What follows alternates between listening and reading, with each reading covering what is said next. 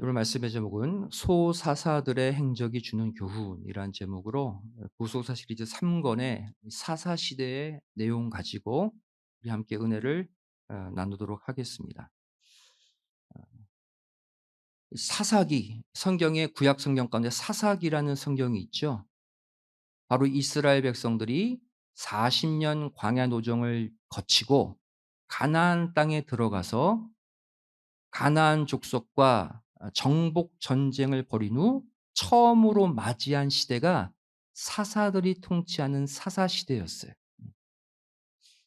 이 사사기에 등장하는 여러 사사들이 있는데 이 사사들의 행적의 기록 분량에 따라 크게 두 종류로 이 사사들을 나눌 수가 있습니다.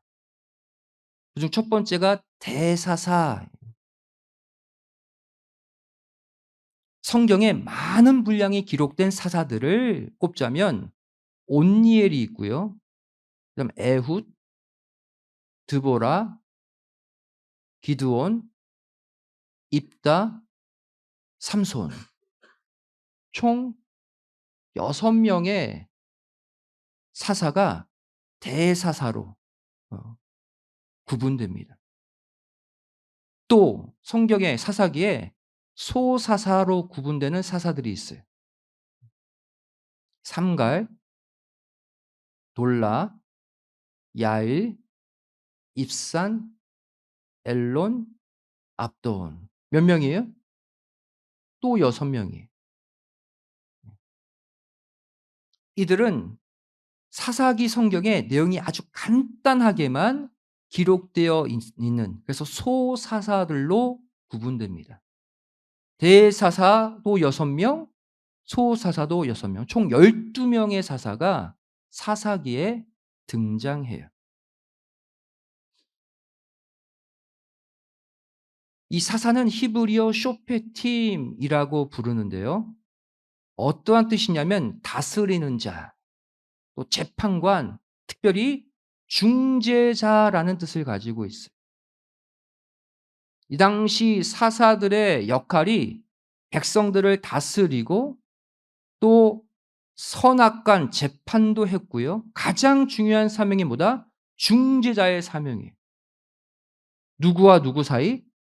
하나님과 백성들 사이에 중재하는 역할이 가장 중요한 사사의 역할이었어요. 사사기에 기록된 대부분의 사사들은요, 이 히브리어 쇼페팀의 사명을 잘 감당했습니다. 근데 오늘 우리가 살펴볼 내용은 소사사들 가운데 적은 분량 기록된 그 소사사들 가운데 우리가 심각하게 고민해 봐야 될 3 명의 사사에 관해서 살펴보려고 해요. 이들은 우리에게 부정적인 교훈을 주기 때문이에요. 첫 번째 사사, 사사 입산입니다. 입산. 사사 입산에 관한 시작과 끝 기록을 먼저 볼게요. 아주 간단하게 기록되어 있습니다. 시작 첫 기록은 사사기 12장 8절이에요. 베들레헴 입산이 사사가 되었다. 간단하죠? 그리고 입산에 대한 끝 구절이 사사기 12장 10절입니다. 입산이 죽어서 장사됐다. 자, 그렇다면 이 사사 입산의 행적에 관해 성경은 어떻게 기록하고 있을까요? 그럼 우리 지난번 사사들 많이 살펴봤잖아요. 예? 사사, 삼손, 뭐 드보라, 예? 얼마나 위대한 일들을 많이 했어요? 근데 이 사사 입산에 관한 기록, 이 사이에 딱 한 절 기록되어 있습니다. 그 행적을 보면 사사기 12장 9절에 딱 한 구절로 기록되어 있어요. 아들 30과 딸 30을 두었다. 딸들은 타국에 시집 보냈다. 아들들은 해외에서 여자를 데리고 와서 결혼시켰다. 7년 동안 그거 했다. 자, 구체적으로 보겠습니다. 사사 입산이 했던 첫 번째 일 뭐라고 기록합니까? 아들 30 명과 딸 30명 총 몇 명? 60 명의 자녀를 낳았다. 이게 입산의 행적이에요. 60 명이면 작은 숫자가 아니죠. 60 명의 아들, 딸을 낳았다. 무슨 뜻입니까? 그걸 다시 말하면 아내가 한 명이 아니라 여러 명이었다는. 아내 한 명이 60 명을 낳는 거 힘들잖아요. 아내가 여러 명이었다는 간접적 표현이에요. 당시 사사는요, 이방 민족의 공격으로부터 이스라엘을 지키는 가장 위대한 신앙의 리더 역할을 감당했어요. 한민족의 최고 신앙 지도자 사사가 기록을 보면 나라를 위해 한 일은 하나도 없고 뭐만 기록되어 있어요? 여러 명의 아내들을 통해서 60 명의 아들, 딸 낳았다. 이게 전부예요. 이러한 기록은 우리에게 무엇을 알려주고 있습니까? 바로 사사 입산이 어떠한 사사인지를 폭로하고 있는 거예요. 어떤 사사라는 거예요. 아까 얘기했듯이 이스라엘 백성들을 선하게 다스리고 사사 쇼페팀의 뜻처럼 재판해 주고 하나님과 백성들을 연결시켜 주는 일을 한 것이 아니라 자기 가정만 돌봤다는 거예요. 60 명의 아들, 딸 낳았습니다. 그럼 1 년에 자녀를 위해 생일 잔치만 몇 번 해야 돼요? 60 번. 생일 잔치만 60번 해야 돼요. 또 60 명의 아들, 딸 결혼시켜 봐요. 결혼 잔치만 60번 해야 돼요. 나라를 위해 일할 시간이 어디 있습니까? 사사 입산에 관한 짧은 기록을 통해 하나님은 바로 이 부분을 지적하고 계시는 거예요. 두 번째 사사 입산에 관한 내용 무엇이었습니까? 60 명의 자녀를 낳은 것뿐 아니라 아들과 딸 모두 어떤 결혼을 시켰다? 국제 결혼. 오늘날로 말하면. 아까 읽었죠? 사사기 12장 9절에 딸들은 다 타국에 시집 보냈다. 이방 남자들에게. 또 아들들은 30명의 여자들을 수입해 와서 국제 결혼 또 시켰다. 60명 전원을. 여러분 성경을 보시면요. 이방 사람과 결혼시키는 것은 하나님의 뜻이 아니에요. 왜? 이 당시 이방 사람들은 다 이방 신들을 섬기고 있었거든요. 이방 사람들이 자기만 오는 게 아니라 이방 신을 같이 갖고 들어와요. 그래서 이들을 타락시키고 우상을 숭배하게 했습니다. 여러분 솔로몬 보세요. 솔로몬. 솔로몬이 지혜의 왕으로 잘 나가다가 말년에 왜 타락했습니까? 이방 여인들을 많이 사랑하고 이방 여인들이 가지고 온 우상들을 섬기다가 타락했어요. 그래서 국제 결혼하지 말라. 이방 여인, 하나님을 믿지 않는 그러한 사람들과 결혼시키지 말라 그랬어요. 입사는 정반대의 행위를 했습니다. 아마도 이렇게 추정해 볼 수 있습니다. 왜 사사인 입산이 아들, 딸 60명 전원을 이방인들과 결혼시켰을까? 나름대로 사사잖아요. 이렇게 유추해 볼 수 있죠. 이방 나라 사람들과 연혼 관계를 맺어서 나라의 평화를 꾀하려고 했던 것이 아니었는가 생각해 볼 수 있죠. 이방의 아주 높은 지위의 아들, 딸과 결혼시키면 쳐들어오지 않을 거 아니에요.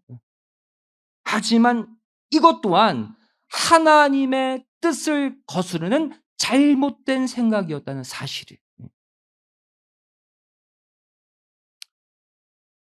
이 사사 입산, 입산의 뜻이 무엇입니까? 찬란하다, 화려하다 이런 뜻이에요. 성경에서 인물의 뜻은요, 대부분 그 사람의 사명을 가리킵니다. 즉 하나님이 입산을 사사로 부르셨을 때는 하나님이 주신 능력으로 하나님의 일을 함으로 하나님의 이름을 찬란하게 화려하게 빛내도록 입산을 부르셨다는 거예요. 그런데 반대로 입산은 하나님이 주신 능력으로 개인의 영화를 추구하는데 화려하고 찬란한 삶을 살았던 것을 알 수가 있어요. 아들, 딸 모두 이방 사람들과 결혼시켰잖아요. 개인적으로는 찬란한 삶을 살았죠. 그렇다면 오늘날 영적 사사 시대를 살고 있는 우리는 어떠한가? 오늘날이 사사 시대거든요. 나에게 맡겨진 하나님의 사명, 사사의 사명을 망각하고 내 가족만, 내 자녀만을 위해 화려하고 찬란한 삶을 꿈꾸며 계획하며 살아가고는 있지는 않는가. 돌아보라는 거예요. 오늘 이 말씀을 통해서 과거에 혹시 그러한 마음을 품고 있었다면 그 사사 입산의 삶을 청산하시고 다시 영혼 구원을 위해 하나님의 말씀의 영광을 위해 살아가는 모두가 되시기를 주님의 이름으로 간절히 축원드리겠습니다. 두 번째 우리가 살펴볼 소사사, 사사 압돈입니다. 압돈. 이 사사 압돈에 관한 기록 시작과 끝만 먼저 살펴볼게요. 사사기 12장 13절 말씀 보시면 사사 압돈이 이스라엘의 사사가 되었다. 딱 그 얘기예요. 압돈이 사사가 되었다. 끝구절 사사기 12장 15절을 보시면 압돈이 죽었다. 비라돈에 장사되었다. 시작과 끝이 분량이 간단해요. 그렇다면 사사 압돈의 행적에 관해 성경은 뭐라고 기록하고 있을까요? 이 사이에 딱 한 절, 압돈이 뭐 했는지가 한 절로 이 사이에 표현되어 있습니다. 압돈은 뭐 했는지 볼게요. 사사기 12장 14절이죠. 아들 40명이 있었다. 또 아들 얘기예요. 또 이번에는 손자가 30명이었다. 손자 얘기를 하고 있어요. 또 이들 70명이 다 어린 나귀를 탔다. 이게 전부예요. 그렇게 8년을 사사로 있었다. 자세히 보겠습니다. 사사 압돈의 첫 번째 행적. 아들 몇 명? 40명. 손자 몇 명? 30명 낳았다. 나라를 구원한 행적은 하나도 없어요. 아들과 손자 총 70명 낳았다. 이게 전부예요. 이번엔 뭘 보여주고 있어요? 여러 명의 아내가 있었고 또 여러 명의 며느리들이 있었다. 이거 보여주는 거예요. 이게 전부예요, 사사인데. 두 번째, 사사 압돈의 또 다른 행적이 하나 더 나오죠. 이 70명의 아들과 손자 모두 뭘 탔다? 어린 나귀를 탔다. 왜 이걸 기록했을까요?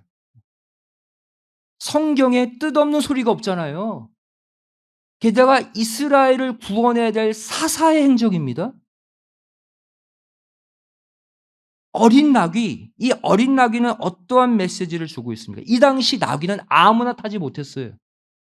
바로 높은 신분의 귀족들이 당시 타고 다녔던 것이 나귀였어요. 아들 40명, 손자 30명, 70명이 한 명도 빠짐없이 모두 낙이 탔다. 뭘 보여주고 있는 거예요? 잘 살았다. 사사 압돈의 가정이 상당히 부유한 가정이었다. 이거 하나 보여주고 있는 거예요. 아무나 타지 못하는 나귀를 아들과 손자 70명 모두가 타고 다녔으니까. 압돈의 뜻이 무엇일까요? 뜻은 그 사람의 사명을 가리킨다고 그랬죠? 노예, 종이란 뜻이에요. 하나님이 압돈을 이스라엘의 사사로 불렀을 때는 어떠한 의미로 불렀다는 거예요? 누구의 종? 하나님의 종. 하나님의 노예로 하나님의 뜻을 위해 살라고 사사 만들었다는 거예요. 하지만 압돈은요, 자기 이름에 반하는 하나님의 노예, 하나님의 종이 아니라 또 자기 자녀, 자기 손주, 일일이 비싼 나귀를 다 태워 보내는데 자기의 사사의 일생 전체를 바쳤다는 거예요.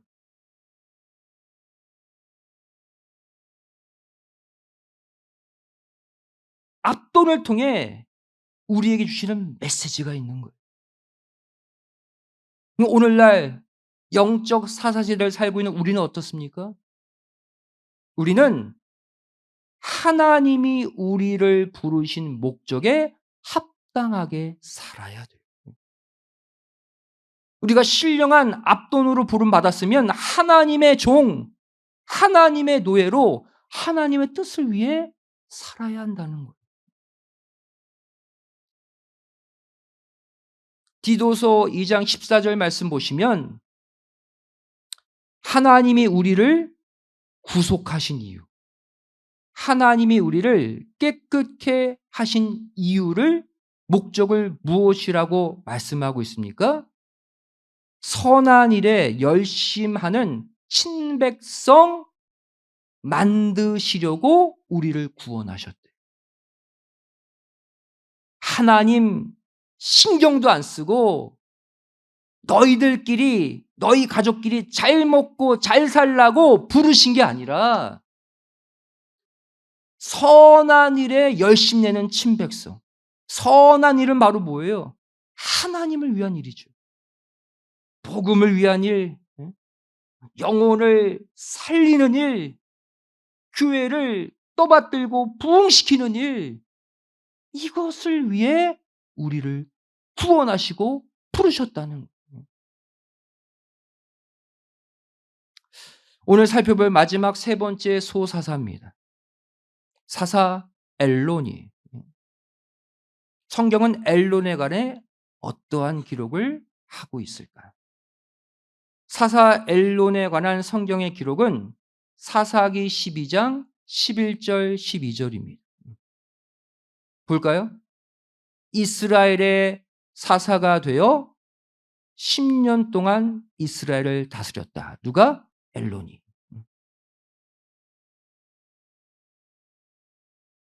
그런데 그 엘론이 죽음에 그랬죠.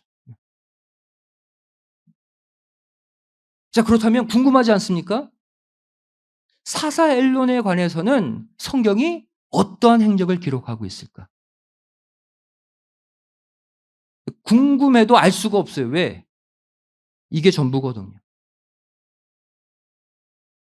사사 엘론에 관해서 성경은 그가 이스라엘을 10년 동안 다스렸다. 그가 죽었다. 이 기록밖에 없어요. 아예 내용도 없어요.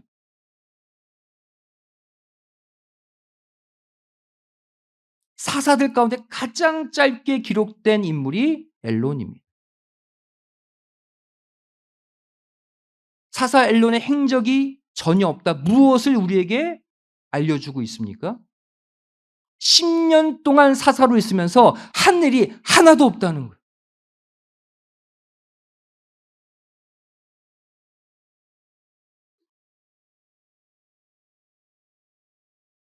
자, 그렇다면 우리가 지금 살펴본 사사 입산, 사사 엘론, 사사 압돈. 정말 이 당시 나라가 평안했기 때문에 이들이 할 일이 없었을까요? 그렇게 생각할 수 있죠. '아 이방의 압제가 없었나 보다.' 그러니깐 사사가 할 일이 없었겠지. 여러분 이 사사 시대를 잘 설명해 주고 있는 구속사 시리즈 3권 228 페이지를 보면 사사 시대의 연대표가 나와요. 이 연대표를 보시면 이 세 명의 사사가 통치하고 있을 때 그때 바로 블레셋의 40년 압제 기간과 겹치고 있는 것을 알 수가 있어요. 당시 나라가 평안할 때가 아니었다는 거예요.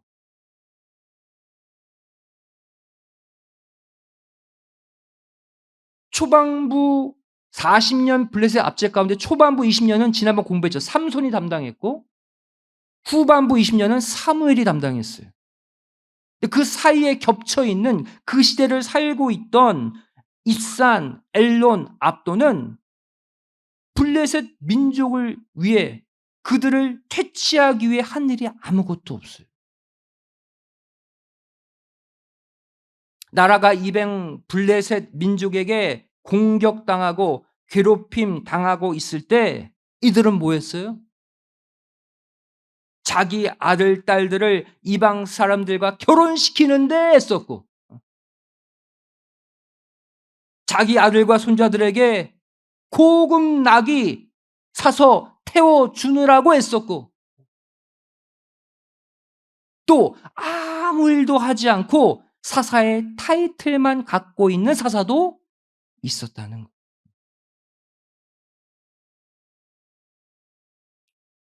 여러분 우리가 신앙생활하면서 이렇게 하나님이 주신 사명을 잃어버리고 그냥 무감각하게 살 때가 있어요. 왜 그러냐면 끝을 보지 않으면 그래요. 끝을 정확히 보면 현재 우리가 이렇게 시간 낭비하지 않습니다. 마지막 때 천상에는요.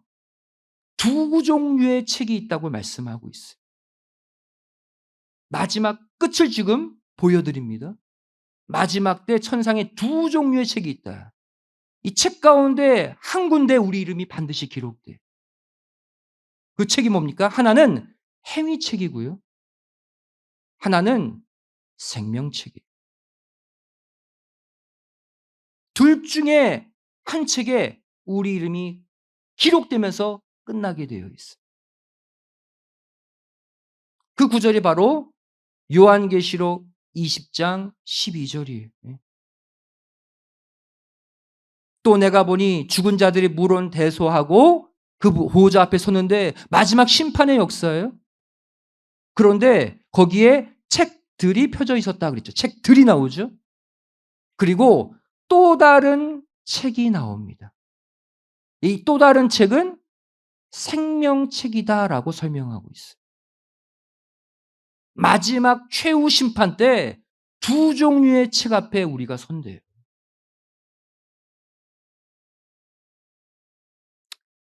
첫 번째 책 복수로 기록되어 있어요. 일명 행위책이다. 이것은 죄악된 행위들을 자세히 기록해 놓은 책이에요. 그리고 이 내용에 따라 심판을 받는다고 말씀하고 있어요. 여기 기록되면 심판이에요. 얼마나 그 죄가 많은지 복수예요, 복수. 책들. 또 다른 책이 하나 있죠.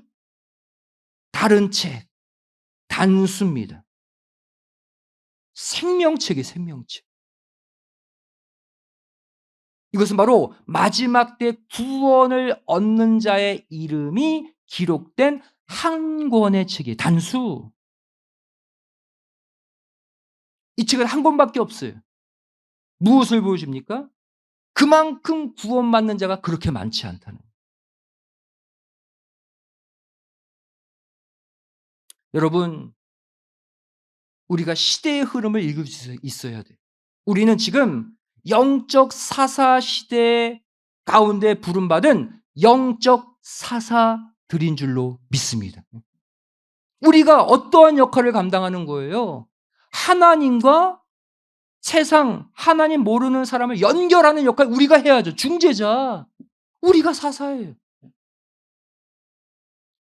저와 여러분의 행적이 영혼들을 구원하고 말씀의 뜻을 성취시킴으로써 죄악된 행위가 기록된 행위책이 아니라 구원을 보장받는 생명책에 우리의 이름이 깊게 새겨지는 삶을 꼭 사시기를 주님의 이름으로 간절히 축원드리겠습니다. 기도하시겠습니다. 고맙고 감사하신 살아계신 아버지 하나님, 죄를 오늘 성경에 기록된 소사사 3명을 통해서 현재 하나님의 사명자로 부름받은 우리의 삶이 어떠한 삶을 살고 있는지 점검케 하여 주심에 감사드립니다. 평생에 우리가 한 일이라곤 내 아들, 딸 결혼시키는 일, 내 자녀와 손주 좋은 것 사주는 일, 또 하나님의 기억 속에 아무것도 한 일이 없는 그러한 삶을 살아왔다면 이 시간 회개케 하여 주시고 정말 하나님의 마음속에 또 생명책에 우리의 이름이 깊이 새겨질 수 있는 영혼을 구원하는 일, 말씀을 전하는 일, 교회를 위해 헌신하고 교회를 세우는 일을 하는 우리의 남은 생애가 되게 하여 주시옵소서. 하나님과 믿지 않는 사람들을 연결하는 히브리어 쇼페팀 영적 사사의 사명을 반드시 이루어내게 하여 주시옵소서. 간절히 빌고 소원하오며 사랑 많으신 예수님의 이름으로 기도드리옵나이다. 아멘. 하나님께 말씀드립니다.